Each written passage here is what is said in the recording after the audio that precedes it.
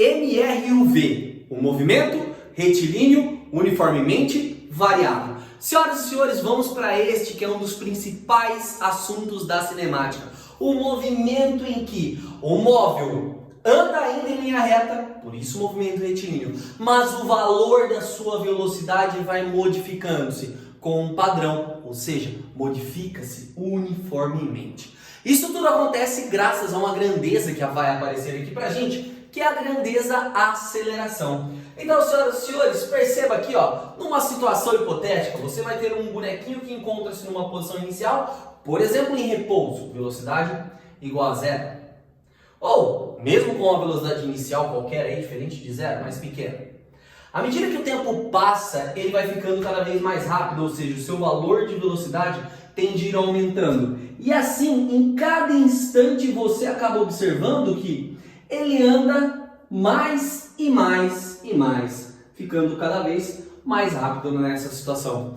E isso só poderia acontecer se uma aceleração constante atuasse sobre o nosso bonequinho. Então a gente acaba observando que a aceleração é uma das grandezas mais importantes do movimento variado. E portanto, vamos recordar a sua definição? Nós já vimos que a aceleração é a grandeza que mede a rapidez com que a velocidade se modifica. A aceleração é ΔV sobre ΔT, onde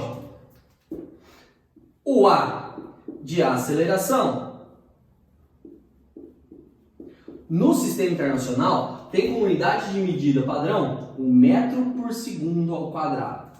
Galera, vamos ver que a partir dessa aceleração, então, é possível se criar uma equação de previsão para mudanças de velocidade e também para mudanças de posição. Então, vamos embora, vamos ver como é que isso funciona na prática. Assim como no movimento retilíneo uniforme, nós tínhamos uma equação, uma função de primeiro grau, que fazia a previsão da posição com o passar do tempo, aqui no movimento retilíneo uniformemente variável, nós teremos uma equação, nós teremos uma função que faz a previsão da velocidade conforme passa o tempo. Por isso, função horária da velocidade.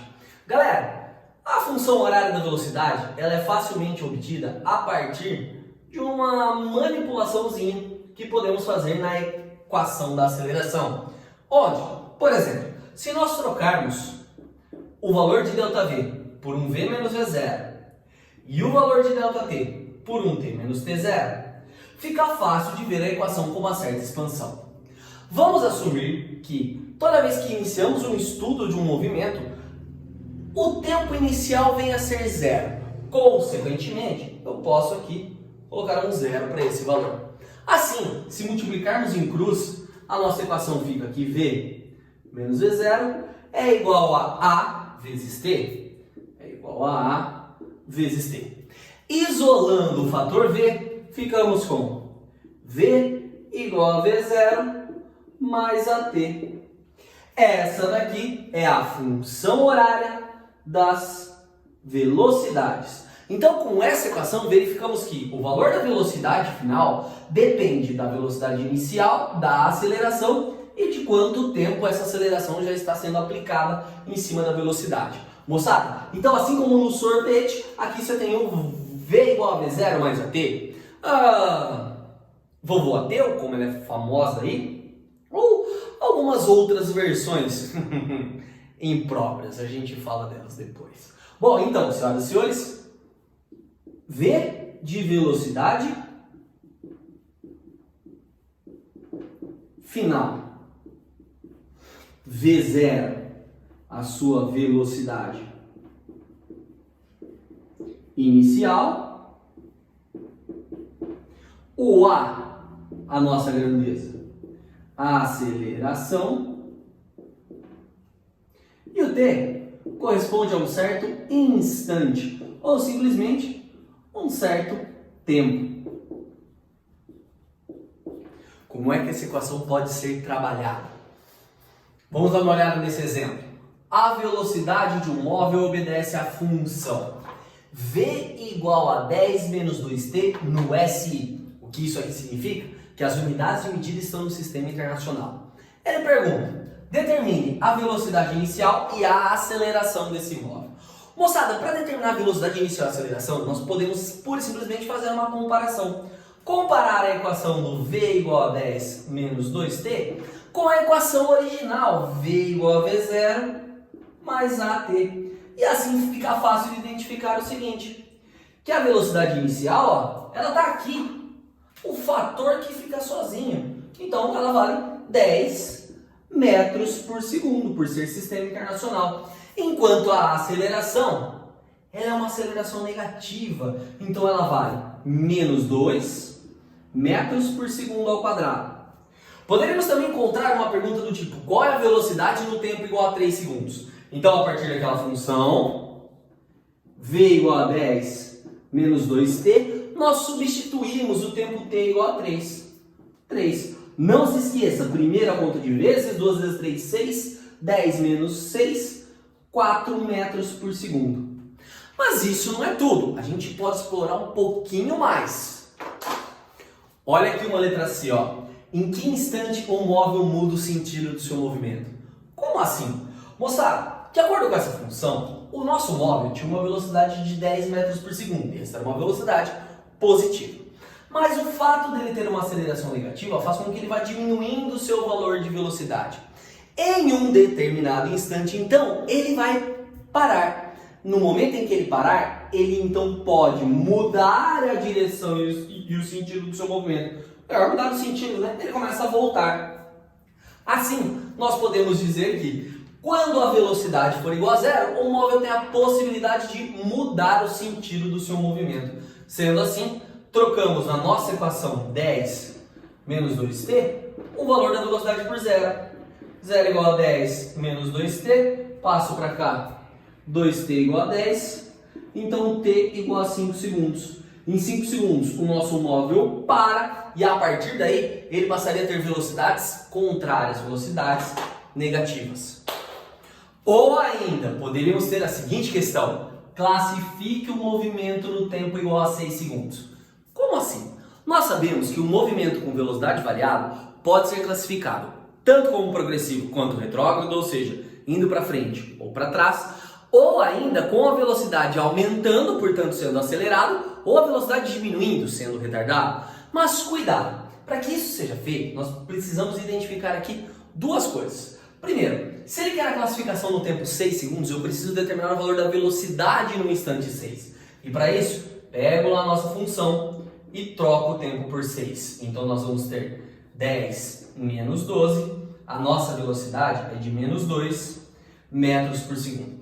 Isso significa que o móvel já está voltando. Esse sinal de negativo vai nos dar retrógrado como a direção do movimento. Então é o movimento voltando. Agora, se eu sei que a velocidade é negativa, eu também preciso comparar ela com a aceleração. E a aceleração é de menos 2 metros por segundo ao quadrado. Assim sendo, eu sei que a aceleração também é negativa. E aí, senhoras e senhores, quando a velocidade for negativa, a aceleração for negativa, ou quando velocidade e aceleração tiverem o mesmo sinal, eu posso classificar o movimento como acelerado. Portanto, a nossa classificação é de retrógrado acelerado. Se, por exemplo, esses sinais fossem invertidos, um mais e o outro menos, a gente classificaria ele como retardado. Então, senhoras e senhores, a função das posições nos permite aí explorar bastante a ideia a função das velocidades, nos permite explorar bastante a ideia do movimento aí de um corpo. Mas a gente pode ir além. O gráfico de velocidade em função do tempo é uma outra alternativa que temos de analisar esses movimentos retilíneos uniformemente variados. Em especial, pelo fato da função lá do v igual a v0 mais at ser uma função de primeiro grau, esse gráfico sempre vai se dar na forma de uma reta, que pode ser crescente ou decrescente, mas cuidado. Quando começamos a analisar a forma como essa reta se comporta, percebemos o seguinte. Os valores de velocidade podem assumir valores positivos ou valores negativos. Um valor positivo indica que o seu movimento é progressivo e um valor negativo indica que ele é retrógrado, ou seja, eu estou indo ou estou voltando. Então, por exemplo, aqui um valor negativo, esse primeiro caso é de um movimento retrógrado. Aqui em cima um valor positivo, então ele é um movimento do tipo progressivo. Aqui, movimento progressivo no 3. E para baixo, um movimento retrógrado. Certo? Além disso, a velocidade ela pode estar aumentando ou diminuindo. Cuidado! Toda vez que uma velocidade ela se aproxima do zero, é como se o carro estivesse indo parando. Portanto, ela está diminuindo. Então, por exemplo, aqui eu tinha um carro a menos 100 km por hora e ele foi indo para o zero. Então, ele estava indo para trás, por isso do valor da velocidade negativa. E o fato da sua velocidade estar diminuindo significa que ele é um retrógrado e também retardado. Ou seja, com velocidade diminuindo. Já daqui para frente, o movimento mostra-se como uma velocidade aumentando, ele é o progressivo acelerado. Ali nós temos velocidade indo para o zero de novo, perceba, é uma velocidade grande que veio em direção ao eixo X, é o eixo zero. Então ele é um progressivo, mas retardado. Ali para baixo, a velocidade é negativa e ela se afasta do eixo zero. Quer dizer que meu carro está cada vez mais rápido. Temos a situação de um retrógrado acelerado. E o gráfico não para por aí. Podemos fazer também uma análise com relação à área do gráfico. A área do gráfico de velocidade por tempo, então, tem um significado, que é o deslocamento. Toda vez que nós determinamos essa área aqui, que eu chamarei de área 1, nós temos o deslocamento do móvel. Se determinamos essa área aqui, chamaremos de área 2, também temos o deslocamento do móvel. Mas qual é a diferença entre calcular essa área e aquela área? Bom, então o ΔS ele pode ser mais ou menos a área do gráfico. Será positivo esse ΔS quando a área estiver para cima do eixo X. Quer dizer que ele se deslocou no mesmo sentido da trajetória. Então, por exemplo, o nosso ΔS2 aqui corresponde a mais a área 2. Já no caso de um eixo, de uma área abaixo do eixo X, nós temos um ΔS1 que corresponde a uma área negativa. Então lembre-se, calculando a área, você determina o ΔS, que pode ser positivo, foi a favor da trajetória, ou negativo, foi contrário à trajetória. E assim, moçada, fechamos a primeira análise, a análise da velocidade no MRUV. Mas o que acontece com a posição dele?